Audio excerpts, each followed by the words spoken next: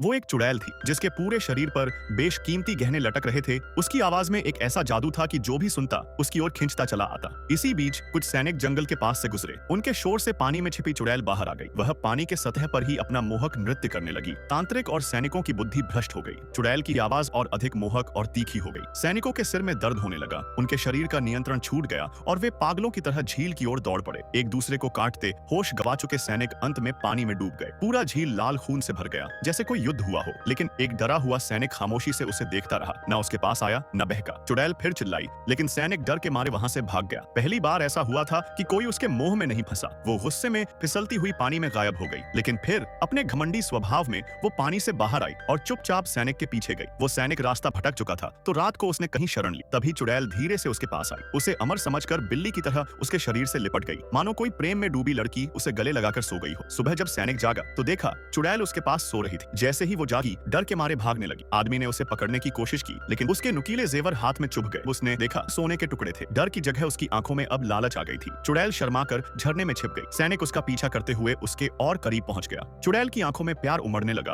और वह नृत्य करने लगी। तभी दोनों एक दूसरे को चूम बैठे। लेकिन चुड़ैल के होठों पर जवाहरात जड़े हुए थे तो इस दौरान सैनिक के मुंह से खून निकल आया। अचानक सैनिक ने उसे बेहोश कर दिया। फिर उसके शरीर से सारे गहने उखाड़ने लगा। असल में वो सैनिक बहरा और गूंगा था, इसलिए चुड़ैल की आवाजों का उस पर असर नहीं हुआ था। सारे गहने नोचने के बाद उसने चुड़ैल को झरने से नीचे फेंक दिया और गहनों से भरी बोरी उठाकर वहां से निकल गया। लेकिन चुड़ैल अपने झील तक लहूलुहान हालत में बहती रही। उसके खून से झील का पानी गाढ़ा लाल हो गया था। सैनिक पर गहने का भार ज्यादा था। भूख और प्यास से बेहाल होकर वो वापस झील के किनारे गया और खून से सनी झील का पानी पी लिया। फिर अजीब बात हुई। बहरे सैनिक को अचानक सुनाई देने लगा और अब जब उसे आवाजें सुनाई देने लगी तो चुड़ैल की जादुई आवाज का असर भी उस पर होने लगा। कमजोर चुड़ैल अपनी पूरी ताकत से चिल्लाई। सैनिक एक कठपुतली की तरह बिना इच्छा के झील की ओर बढ़ने लगा। उसने एक गलत कदम रखा और पानी में गिर गया। झील की गहराइयों में ऐसे न जाने कितने लालची लोगों की लाशें थीं। हर विनाश की शुरुआत इंसान की लालच से होती है और अंत में इस कहानी का कोई विजेता नहीं बचता।